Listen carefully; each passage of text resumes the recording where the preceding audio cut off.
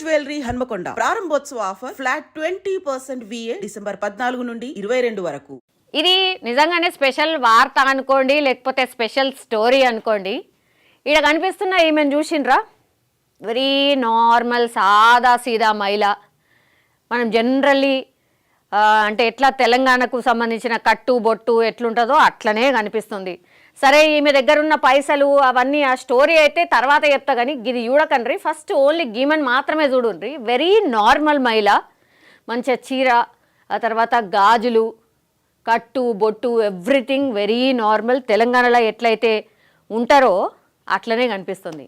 కానీ అమ్మగారి చరిత్ర మామూలుగా లేదు, చాలా పెద్ద స్టోరీయే ఉంది. యాక్చువల్లీ ఈ మధ్య కాలంలో తెలంగాణలో కూడా వార్తలు అంటే దీనికి సంబంధించిన వార్తలే ఎక్కువగా వింటూ ఉన్నాం. అది ఏంటి అంటే నేను ఒక్కసారి చదివి వినిపించబోతున్నా. ఈమె తెలంగాణకి డాన్ అనుకోర్రిగా, గంతే. తెలంగాణ డాన్ అంటే ఈమెనే ఇప్పుడు. సో ఆమె పేరు వచ్చేసి నీతూబాయ్. నీతూబాయ్ డాన్ ఆఫ్ తెలంగాణ. ఎట్లా డాన్ అయింది అంటే ఆ స్టోరీ ఇదే. సాఫ్ట్వేర్ ఉద్యోగుల జీతాలు నెలకు 50,000 నుంచి కొంత ఉన్నత స్థాయిలో ఉన్నవారికైతే ఒక 10 లక్షల వరకు ఉంటుంది. జనరల్లీ సాఫ్ట్వేర్ ఉద్యోగాల్లో కొంచెం మంచి శాలరీస్ ఉంటాయి కదా. సో జనరల్లీ 50,000 నుంచి 10 లక్షల వరకు ఉంటాయి. ఒకవేళ ఇంకా కొంచెం 25 years to 30 years వాళ్ళు ఎవరైతే ఉంటారో ఐఏఎస్లో లేకపోతే ఐపీఎస్లో జీతం కూడా మ్యాక్సిమం 5 లక్షల లోపల మాత్రమే ఉంటుంది. కానీ హైదరాబాద్ గచ్చిబౌలి నానక్రుమాగూడలో ఉన్నటువంటి గంజాయి డాన్గా పేరొందిన నీతూబాయ్, ఇగో ఈమెనే. నీతూబాయ్ నెలవారీ సంపాదన ఎంతో తెలుసా? నెల సంపాదన ఎంతో తెలుసా? ఏమైనా ఎక్స్పెక్టేషన్స్ ఏమైనా ఉన్నాయా? నేను చెప్తా. లక్షలు కాదు, 1 కోటి దగ్గర. కోటి పైనే కానీ కోటి కిందనైతే కాదు. 1 కోటి రూపాయలు ఆమె నెలవారీ సంపాదన. జస్ట్ ఇమాజిన్, గంజాయి బేస్డ్ మీద. సో ఎక్సైజ్ ఉన్నతాధికారుల విచారణలో తేలినటువంటి విషయం ఇది. అండ్ గంటకు సగటున ఆమె 80 మంది కస్టమర్లకు రోజుకి 15 నుంచి 20 కేజీల గంజాయి అమ్ముతున్నది ఈ నీతూబాయ్. అంటే మీరుగా ఇమాజిన్ చేసుకోండి ఒకసారి. నీతూబాయే కాదు, ఇగో ఈమెనే కాదు, ఈమె కుటుంబం మొత్తంగా కూడా ఇదే దందా చేస్తుంది. ఈ దందా చేస్తుంది కాబట్టే మరి నెలకు 1 కోటి రూపాయలు సంపాదిస్తుంది. ఈ ఫ్యామిలీ మొత్తం అంతా కూడా గంజాయి దందాలనే కంప్లీట్గా, ఇక వేరే ముచ్చట్లేదు. ఇక గంజాయి రాష్ట్రంగా మారిపోయింది. ఈ మధ్యకాలంలో మనం మస్తు తింటున్నాం కదా. ఎందుకినము ఇట్లా ఫ్యామిలీ మొత్తంగా కూడా ఇగో ఇట్లా ఈ దందా వేసుకుంటా రోజుకి 15 నుంచి 20 కేజీల గంజాయి అమ్ముతున్నారు అంటేనే గంజాయి విక్రయం ఎంత పెద్ద ఎత్తున తెలంగాణ రాష్ట్రంలో జరిగింది ఆర్ జరుగుతోంది అన్నదానికి ఎగ్జాంపులే ఈ స్టోరీ అనుకోవచ్చు. సో వీళ్ళు కూడా కొంత డీప్గా ఈమె గురించి చాలా కాలం నుంచి వెతుకుతున్నారు. ఇంతకు ముందు కూడా గతంలో కూడా ఈమెను అరెస్ట్ చేసిండ్రు. కానీ ఏం జరిగింది ఒక్కసారి నేను చదివబోతున్నా. సో ఈమె దందాపై ఎక్సైజ్ ఉన్నతాధికారులు ప్రత్యేక టీంతో నిఘా పెడితే 15 నిమిషాల్లోనే ఒక 20 మంది కస్టమర్స్ గంజాయి కోసం వచ్చినట్టు తేలింది. ఇంత పెద్ద ఎత్తున గంజాయి దందా జరుగుతున్నా కూడా, నానక్రామ్ కూడా మరో ధూల్పేటగా తయారైనా కూడా మామూలు మత్తులో జోగుతున్నారు అధికారులకు. ఆమె పూర్తిగా అధికారులు ఈమెకు సహకరించడం, పూర్తిగా కంప్లీట్గా ఆమె ఏదైనా పట్టుబడంగానే వాళ్ళే ఈమెకు ఇన్ఫర్మేషన్ ఇచ్చుడు, ఈమె కొంత డబ్బులు ముట్టయ్యేప్పుడు ఆ తర్వాత అంతా కామ్ డౌన్. ఇది గత కొన్నేళ్లుగా నడుస్తున్న పరిస్థితి. సో ధూల్పేటలో మాత్రమే గంజాయి దొరుకుతుంది, ధూల్పేట పోతే అసలు ఈజీగా గంజాయి దొరుకుతుంది అనుకుంటే పొరపాటే. నానక్రామగూడని కూడా ఆమె ధూల్పేటగా మార్చేసింది. ఇప్పుడు పోతే ధూల్పేటలన్నా జర అంటే ఎక్కువ ఫోకస్ ఉంది కాబట్టి ధూల్పేటలన్నా దొరుకుతుందో దొరకదో, కానీ నానక్రామగూడలో ఈమె హయాంలో పక్కా గంజాయి దొరుకుతుంది. ఇది ఆమె సామ్రాజ్యం. అందుకే ఆమెకు డాన్ అని పేరు పెట్టారు. సో నానక్రామగూడకు చెందిన నీతూబాయ్, మధుబాయ్ వాళ్ళిద్దరు కూడా అత్తకోడళ్ళు. ఇగో ఈమె నీతూబాయ్, ఈమె అత్త కూడా ఉన్నది, ఆమె కూడా అదే దందాలు ఉన్నది. సో వారసత్వంగా కొనసాగిస్తున్నారు ఏంది గంజాయి దందాని. ఎంత సూపరో చూడండి. వీరికి ధూల్పేటలో గంజాయి విక్రయించే కుటుంబాలతో సంబంధాలు ఉన్నాయి. ఈ క్రమంలోనే అత్తా కోడళ్ళు ఇద్దరు ఇతర ప్రాంతాలకు గంజాయి సరఫరా చేయడం, విక్రయించడం మొదలుపెట్టారు. అంటే ధూల్పేట నుంచి తీసుకొస్తారు, వేరే వేరే ప్రాంతాలకు సప్లై చేస్తారు. తర్వాత గంజాయి కేసుల్లో పట్టుబడిన నీతుబాయి గతంలో 2-3 సార్లు జైలుకు కూడా పోయింది. ఈమె గతంలో 2-3 సార్లు జైలుకు కూడా పోయేసి వచ్చింది. మళ్ళా తిరిగి వచ్చిన తర్వాత కూడా అదే పని స్టార్ట్ చేసింది. ఒక్కసారి అలవాటైంది కదా, గంత పైసలు ఉన్న తర్వాత ఎవరు మానేస్తారు? అంటే నిగరాని లేదు, ఇక జస్ట్ పట్టుబడ్డదా, లోపలేసినామా, ఆ తర్వాత ఆమ్యామ్యాలు ముట్ట చెప్పింది, తర్వాత బయటకు వచ్చింది, సింపుల్. మళ్ళా అదే దందాను కొనసాగిస్తుంది. సో ఈ 2021లో శేర్లింగంపల్లి ఎక్సైజ్ అండ్ ప్రొహిబిషన్ అధికారులు ఆమెపై పీడీ యాక్ట్ కూడా నమోదు చేశారు. 2022 అక్టోబర్లో జైలు నుంచి విడుదలైన తర్వాత నీతుబాయ్ మళ్ళీ అదే దందాన్ని స్టార్ట్ చేసింది. ఈసారిగా లాభం లేదనుకున్నారు. పక్కా ప్రణాళిక ప్రకారం తన కుటుంబ సభ్యుల్ని రంగంలోకి దించింది. అంటే జైలుకు వచ్చిన తర్వాత ఇంకా గట్టిగా అనుకున్నది, ఇక లాభం లేదురా బాబు, పక్కా ఇంకా కొంచెం విస్తరించాలి, ఇంకా మంచిగా చేయాలి దందా అనుకొని మొత్తం కుటుంబ సభ్యుల్ని మొత్తం అలా ఈ దందాలో దించేసిందట. అంటే పిల్లలు వాళ్ళు ఉంటారు కదా, ఇక అప్పటి వరకు లేకుండానేమో అప్పుడు వాళ్ళను కూడా దింపి ఇంకా గట్టిగా దందా చేసింది. ఎప్పుడు ఈ నీతుబాయిని అరెస్ట్ చేసినాక. ఇది ఉల్టా ఉంది లెక్క. దాని తర్వాత ప్లాన్లో భాగంగా నానక్రామగూడలో 2 కిరాణా దుకాణాలు ఏర్పాటు చేసింది. ఒక దుకాణాన్ని ఆమె కొడుకు కళాపతి గౌతమ్ సింగ్ నడుపుతాడు, మరొక దుకాణాన్ని ఆమె అత్త మధుబాయి నడుపుతుంది. కళాపతి సింగ్ ధూల్పేటకు వెళ్ళి కేజీ 8,000కి తీసుకొస్తాడు గాంజాయిని. 20 కేజీల అంటే 8,000 పెట్టి 20 కేజీల గంజాయిని రోజు తీసుకొస్తాడు ధూల్పేటకి వెళ్ళి. ఎవరు? ఈ నీతుబాయి కొడుకు. తర్వాత ఏం చేస్తాడు, మంచిగా కిరాణా షాప్ ఉన్నది కదా, ఆ కిరాణా షాప్లో పెట్టుకుంటాడు. ఆ గంజాయిని 10 గ్రాముల చొప్పున చిన్న చిన్న ప్యాకెట్లలో పెట్టి ఒక్కో ప్యాకెట్ని 250 రూపాయల చొప్పున తమ దుకాణాల్లో విక్రయిస్తారు. అంటే సామాన్ పప్పులో ఉప్పులో లేకపోతే బియ్యం అమ్ముతారు చూడండి, అట్లా గంజాయిని కిరాణా షాప్లో పెట్టి బిందాస్గా అమ్మిండ్రు. ఎవరు? ఈ అత్త కావచ్చు, ఆమె కొడుకు కావచ్చు. ఏంది కిరాణా షాప్ అని పేరు పెట్టి కిరాణా షాప్లనే గంజాయి ప్యాకెట్లు అమ్మిండ్రు. అంటే మీరు ఇమాజిన్ చేసుకోండి ఎట్లాంటి దందా నడిపినరు అనేది. సో ఆ ప్యాకెట్లు అంటే 8,000కు కొంటారు, 25,000కు అమ్ముతారు రోజు 20 కేజీల గంజాయిని.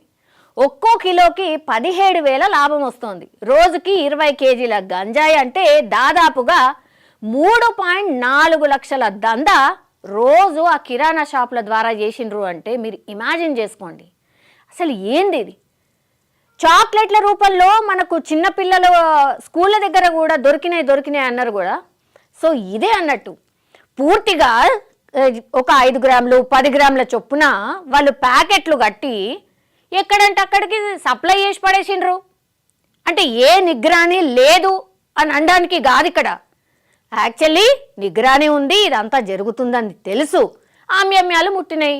ఎంక్వైరీలో అదే కదా తేలింది అధికారులకు, పోలీస్ వాళ్లకు. ఇక ఆ డిపార్ట్మెంట్లో ఆ చుట్టుపక్కల ఉన్న వాళ్ళందరికీ కూడా ఏం సప్పుడు ఏకుర్రి, మేమిడ వితౌట్ ఎనీ చాలా సీక్రెట్గా కనీస క్లూ కూడా ఉండకుండా మేము మా దందా వేసేస్తాం, మీరు ఇటు మొక్కన రాకుండ్రి అని చెప్పి పూర్తిగా ఈ దందా నడిపినరు. ఎప్పటి నుంచో కానీ 2022 నుంచి ఇంకా గట్టిగా నడిపారు. సో రోజుకి 3.4 లక్షలు. సో ఏడాది క్రితం అయితే కళాపతి సింగ్ను అంటే ఆమె కొడుకునైతే అరెస్ట్ చేసిండ్రు టీనాప్ పోలీసులు. వారి సంపాదన చూసి వాళ్ళే షాక్ అయ్యారట. నిజమే కదా, వాళ్ళకు కూడా లేదు జీతాలు. మరి గంజాయి డబ్బులతో గాంధీనగర్లో G+2 ఇల్లు. ఇది బాగా చూడండి. గంజాయి డబ్బులు గంజాయి అమ్మి తెలంగాణ మొత్తం యూత్ని ఆగం పట్టించి చాక్లెట్ల లేక పొట్లాల లెక్క చిన్న పిల్లలకు కూడా వంచి యూత్ని అయితే అసలు మొత్తం అలా పూర్తిగా మునిగి తేలిపోయినరు. కానీ వాళ్ళు సంపాదించింది ఎంత? సంపాదించింది ఒక్కసారి చూడండి, లెక్క చూడండి. గంజాయి డబ్బులతో గాంధీనగర్లో G+2 ఇల్లు, లంగర్ హౌస్ గచ్చిబౌలిలో 2 పెద్ద G+2 ఇండ్లు, 2 కార్లు, 2 ద్విచక్ర వాహనాలు కొనుగోలు చేసినట్టు గుర్తించిండ్రు. వాటితో పాటు 16 బ్యాంకు ఖాతాల్లో 1.53 కోట్లు డబ్బులు ఉన్నాయట. 16 బ్యాంక్ అకౌంట్లు, ఏది గంజాయి దందా చేసేటోళ్ళకి 16 బ్యాంక్ అకౌంట్లు ఉంటాయి. అందులో 1,53,00,000 పట్టుబడతాయి. రోజుకి 3.5 లక్షల ఇన్కమ్ అంటే మరి ఇవన్నీ ఏంది? గాంధీనగర్ అంటే మామూలు ముచ్చట్న G+2 ఇల్లట, ఇండిపెండెంట్ హౌస్. తర్వాత లంగర్ హౌస్ గచ్చిబౌలిలో. ఇమాజిన్ చేసుకోండి ఒకసారి, లంగర్ హౌస్లో ఎంత ఉంటుంది ఒక ఇండివిజువల్ హౌస్, గచ్చిబౌలిలో ఎంత ఉంటుంది ఒక individual house, G+2 floors house వీళ్ళందరికీ కూడా. ఇక డాన్ కాకపోతే ఇంకేమవుతుంది? గంజాయి అమ్మి డాన్ అయింది. ఈ లెక్కలు మరి ఎవరికైనా సరే అసలు ఇంత సంపాదన చూసి అసలు ఎవరికైనా ఇగో మొత్తం స్వాధీనం చేసుకున్న సొత్తు విలువ 5.2 కోట్లు. 5 కోట్ల అధిపతి ఈ అమ్మ, ఈ డాన్ అమ్మ నీతుబాయ్ డాన్. మొత్తం ధూళిపేటని ఇంకో నానక్రామగూడని ఇంకో ధూళిపేట వేసింది అన్నట్టు. ఏడికి పోతున్నాం? ఏం చేస్తున్నాం? ఏడుంది నిగ్రాని? చూడండి, లక్షల్లో మామూలు ఇచ్చింది మేడం గారు. లక్షల్లో మామూలు ఇచ్చి ఈ దందాని, ఈ సామ్రాజ్యాన్ని ఏర్పాటు చేసుకుంది. సింపుల్. మీరు చూడండి, నీతు సామ్రాజ్య విస్తరణకు ఎక్సైజ్, లా అండ్ ఆర్డర్ పోలీసులు పూర్తి సహకారం అందించారని తేలింది. అందుకు ప్రతిఫలంగా ఆమె వద్ద నుంచి ప్రతి నెల ఎక్సైజ్ శాఖ అధికారులు, లా అండ్ ఆర్డర్ పెట్రోలింగ్ పోలీసులు లక్షల్లో మామూలు తీసుకుంటున్నట్టు సమాచారం ఉంది. ఎప్పుడైనా ఉన్నతాధికారుల నుంచి ఒత్తిడి వస్తే నామమాత్రంగా కేసులు నమోదు చేస్తున్న పోలీసులు కేవలం 1/2 కేజీ గంజాయి మాత్రమే స్వాధీనం చేసుకున్నట్టు రికార్డులో చూపిస్తున్నారు. చూసిరా, కిలోలు రోజు అమ్ముతున్నారు, 1/2 కిలో 2 కిలోలు చూపెడుతున్నారు. అంటే బాగా ఇట్లా జరుగుతుంది, అసలు మీరు ఏం చేస్తున్నారు అని పై అధికారులు ఏమన్నా ఒత్తిడి తెచ్చిండ్రు అనుకోండి, అప్పుడు మాత్రమే అప్పుడప్పుడు ఇట్లాంటివి ఉంటాయి. అది కూడా నామమాత్రంగా చాలా తక్కువ సార్, గింతే, ఏం లేదు, అది పెద్ద ఏం మనము అసలు ఏమంటారు పంచే ముందే ఆరు అమ్మే ముందే మనం పట్టుకున్నాం సార్, అది ఏం లేదు. మళ్ళీ మేము చాలా స్ట్రిక్ట్గా వార్నింగ్ కూడా ఇచ్చినాం సార్. ఇవి గ్యారంటీ ఈ ఆఫీసర్స్ ఎవరైతే ఉన్నారో, నీతుబాయ్ అండర్లో ఎవరైతే ఉన్నారో వాళ్ళందరూ కూడా అవి ఆన్సర్లు చెప్పిన ఉన్నతాధికారులు కావచ్చు అనుకుంటారు. ఒకటే ఉంటుందా? పంచాయతీలు ఎన్ని ఉంటాయి పెద్ద ఆఫీసర్లకి? అందరినీ చూసుకోవాలి, అన్నీ చూసుకోవాలి. గిట్లా వీళ్ళు అలవాటు పడి మొత్తం ఇగో ఏడంటాడ తెలంగాణ రాష్ట్రంలో గంజాయి దొరుకుతుంది అని తెలుసా తెలియదా? ఎస్ తెలుసు, అందరికీ తెలుసు. ఇది ఓపెన్ సీక్రెట్. మొత్తం ఇంజనీరింగ్ కాలేజ్ పిల్లలు, ఎస్పెషల్లీ యూత్ పిల్లలు, అండ్ లాస్ట్కి వస్తే ఎంత ఘోరంగా తయారైనరు అంటే పైసల కోసము కనీసం కనికరం లేకుండా చిన్న పోరగాళ్ళకు కూడా, స్కూల్కి పోయే పోరగాళ్ళకు కూడా ఆడ దగ్గరలా కిరాణా షాప్ ఉంటే అక్కడికి కూడా సప్లై చేసిర్రు. అసలు ఏమనాలా? ఏడున్నాం? ఎంత దారుణం కదా. అసలు పిల్లలు గంజాయికి అలవాటు పడ్డ తర్వాత అసలు సోయి కూడా ఉండదు. వాళ్ళ అమ్మా నాన్నకి ఏమైందో అనుకుంటారు, వాళ్ళకేం తెలుసు గంజాయి చాక్లెట్లు తింటుండని. మంచి చాక్లెట్ రూపంలోనే ఉంటుంది. ఇంత ఘోరంగా పరిస్థితి దాపరించింది ఎందుకు అని అంటే వీళ్ళు సహకరించడం వల్లే. అసలు వీళ్ళు స్ట్రిక్ట్గా ఉంటే అసలు గీమెందుకు డాన్ అవుతుంది? ఎందుకైతుంది? No way. ఇది పరిస్థితి. సో నీతుబాయి ఎప్పటికప్పుడు చిక్కకుండా పెట్రోలింగ్ పోలీసులు 1 కిలోమీటర్ ముందు నుంచే సైరన్ వేస్తారు. ఇది చూడండి. ఆ సిగ్నల్తో నీతుబాయి కుటుంబం, కస్టమర్లు అప్రమత్తమై అక్కడి నుంచి తప్పించుకుంటారు. ఒకవేళ పట్టుబడి జైలుకి వెళ్ళినా నీతుబాయిను వీలైనంత తక్కువ సమయంలో బయటికి తీసుకొచ్చేందుకు జప్తు చేస్తున్న ఆస్తులను విడిపించడానికి ఆమె ఏకంగా ప్రత్యేక లీగల్ టీంనే ఏర్పాటు చేసుకుందట. చూడండి, ఒకవేళ పట్టుబడకుండా ఉండనీకే సాయశక్తులా ట్రై చేస్తారు ఈ ఆమ్యామ్యాలు తిన్నోళ్ళంతా. ఒకవేళ మేము ఇక్కడికి వస్తున్నాము అని అంటే కిలోమీటర్ ముందుకెళ్ళేట సైరన్ మోగిస్తారట. ఆమె దగ్గర ఉన్న కస్టమర్లు అందరూ అప్రమత్తమై అక్కడి నుంచి జారుకుంటారట. వీళ్ళ దగ్గర ఉన్న సరుకుని మొత్తం షిఫ్ట్ చేసేస్తారట. తర్వాత అయినా సరే ఒకవేళ పట్టుబడితేనట ఏదో తూతు మంత్రంగా అట్లా పోయి ఏదో రాస్తారు, రిపోర్ట్లో రాస్తారు. ఆ తర్వాత వెంటనే ఇట్లా పోలీస్ స్టేషన్లో అడుగు పెడతదో పెట్టదో మేడం గారి లీగల్ సెల్ టీం ప్రత్యేక లీగల్ సెల్ టీంని ఏర్పాటు చేసుకున్నదంటే అవును మరి పైసలు ఊకనే వస్తున్నాయి కదా.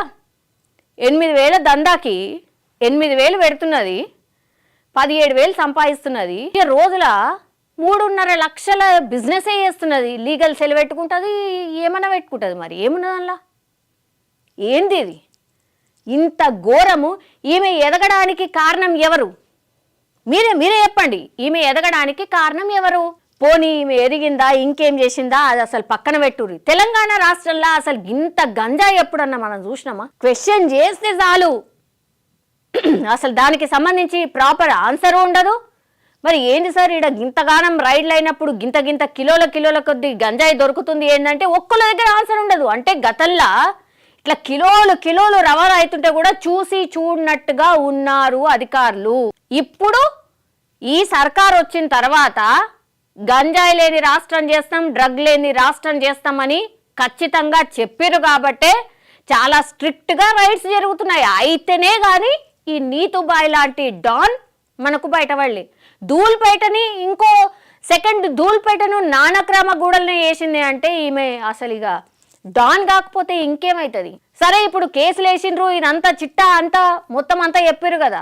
మరి లీగల్ సెల్ టీం ఉన్నదట ఆమె కోసం వర్క్ చేసేటోళ్ళు. ఆమె బయట పడకుండా చూడాలి. ఈ ఫ్యామిలీ మొత్తంగా కూడా కంప్లీట్లీ ఈ దందానే చేస్తున్నది. చాలా టైమ్స్ జైలుకి కూడా పోయేసి వచ్చింది. మరి బయటకి ఎట్లా వస్తుంది? ఇప్పుడు ఇంతగానం చదివినాం, ఇంతగానం చెప్పినాం కదా, రేపు మళ్ళా తెల్లారి ఈమె బయటకు రాకుండా చూడాలి. బయటకు వస్తే ఇక మీ ఇష్టం. ఇంతకుముందు నేను చెప్పిన కదా, ఇక గదే అనుకోవాలి అంతే. ఇక మళ్ళీ ఆమ్యామ్యాలు ఎవరో తిని బయటకు తీసుకుని వచ్చేటి లెక్క. ఇక ఈ సర్కారు కూడా అంత సీరియస్నెస్గా తీసుకోవట్లేదు అనేది లెక్క. సింపుల్. సో తెలంగాణ రాష్ట్రంలో ఎస్ గంజాయి లేని రాష్ట్రంగా చేద్దాం అనుకున్నారు, చెయ్యాల్సిందే. ఇప్పటికే రీహాబిలిటేషన్ సెంటర్స్ ఫుల్ ఉంటున్నాయి. పేరెంట్స్ చాలామంది వాళ్ళ పిల్లల పరిస్థితి చెప్పుకోలేని వాళ్ళు చాలామంది ఉన్నారు. ఇంజనీరింగ్ కాలేజెస్లో ఈ గంజాయి పూర్తిగా ఎంటర్ అయిపోయింది. ఇంజనీరింగ్ కాలేజెసే కాదు, ఇప్పుడు స్కూళ్ళల్లో కూడా ఈ గంజాయి ఎంటర్ అయింది. ఇది స్టాప్ చేయాలి అని అంటే డాన్లు కాదు, దీని కింద ఎవరైతే ఉన్నారో వాళ్ళందరినీ కూడా కంప్లీట్లీ మీరు ఎంత సీరియస్ ఆపరేషన్ చేసిరో అంతే సీరియస్ ఆపరేషన్స్ మళ్ళీ చెయ్యాల్సిందే. ఇంకా ఎవరెవరు ఉన్నారో పట్టుకోవాల్సిందే. ఇది మా రిక్వెస్టే కాదు, మొత్తం తెలంగాణ రాష్ట్ర వ్యాప్తంగా అందరి ప్రజల రిక్వెస్ట్ ఇది.